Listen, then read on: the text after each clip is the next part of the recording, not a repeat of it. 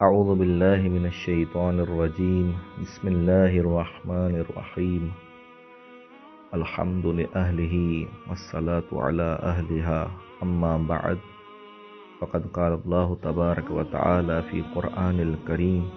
بسم الله الرحمن الرحيم وأن تصوموا خير لكم إن كنتم تعلمون صدق الله العلي العظيم۔ ماہ مبارک رمضان جو کہ اپنی رحمتوں اور برکتوں کو لیے ہوئے ہمارے درمیان ہے، اور ہم انتہائی خوش نصیب ہیں کہ ہمیں اس ماہ کو درک کرنے کی توفیق عطا ہوئی، اور ہمیں چاہیے کہ اس ماہ کی برکات اور فیوزات سے زیادہ بہرہ مند ہوں اور اس سے استفادہ کریں۔ خداوند متعال سورہ بقرہ کی 184 نمبر آیت میں ارشاد فرماتا ہے کہ اور اگر تم سمجھو تو روزہ رکھنا تمہارے لیے بہتر ہے۔ اس سے پہلے والی آیت میں کہ جو ماہ رمضان میں روزے کو فرض قرار دینے کے لیے، واجب قرار دینے کے لیے آیت نازل ہوئی، جس میں خداوند متعال نے ارشاد فرمایا یا ایھا الذین آمنوا کتب علیکم الصیام کما کتب علی الذین من قبلکم لعلکم تتقون، کہ اے ایمان والو، تم پر روزے کا حکم لکھ دیا گیا ہے، یعنی تم پر روزے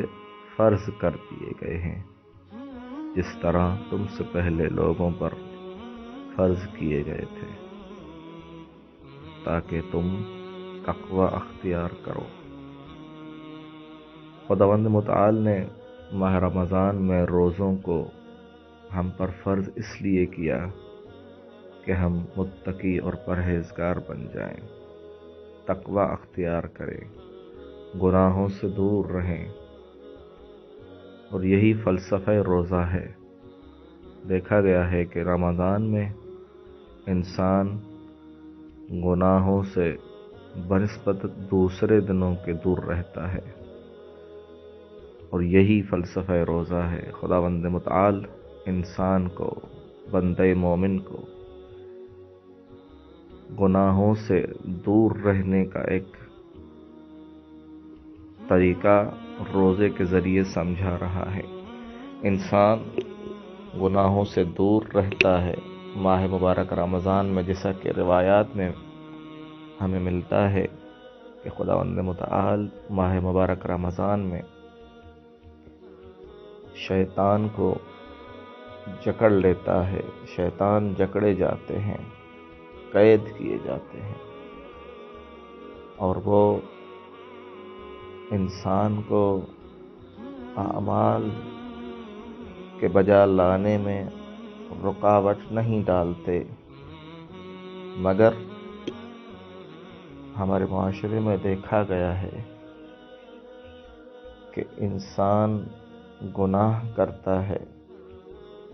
ماہ مبارک رمضان میں بھی گناہ انجام دیے جاتے ہیں۔ تو یہاں سوال پیدا ہوتا ہے کہ جب خداوند متعال نے شیطان کو جکڑ لیا ہے، شیطان قید کیے جا چکے ہیں، تو پھر انسان کس کے بہکاوے میں آ کر گناہ سر انجام دیتا ہے؟ تو کون سی طاقت ہے جو شیطان سے بھی بڑھ کر ہے؟ تو اس کا جواب جو علماء بیان کرتے ہیں کہ شیطان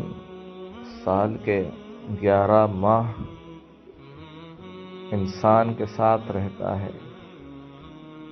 اس پر حاکم رہتا ہے، اور وہ انسان جو گناہگار ہے اس کا مطیع و فرما بردار رہتا ہے۔ شیطان ظاہری تو نہیں ہوتا، البتہ شیطان باطنی ضرور ہوتا ہے۔ شیطان ظاہری کو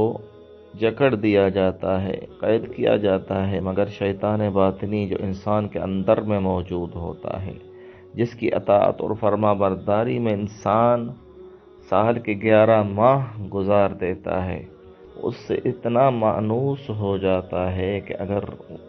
وہی شیطان کی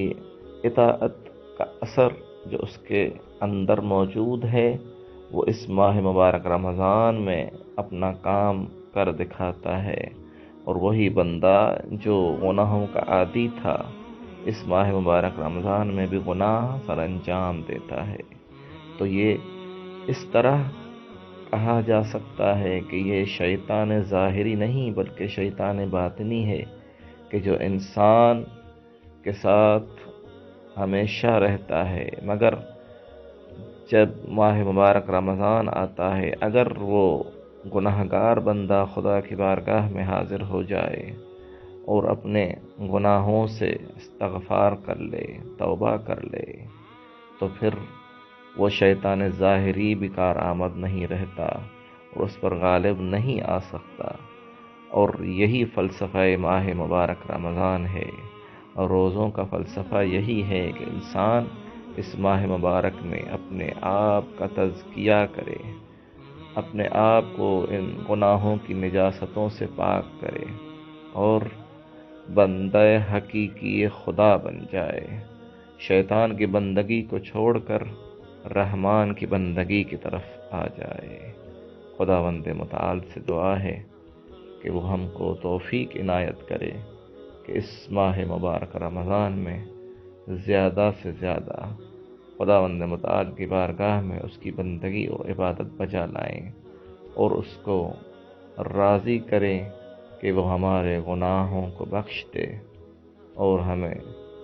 اہل جنت میں سے بنا دے۔ اللہم صل علی محمد و آل محمد وآخر دعوانا ان الحمد للہ رب العالمین۔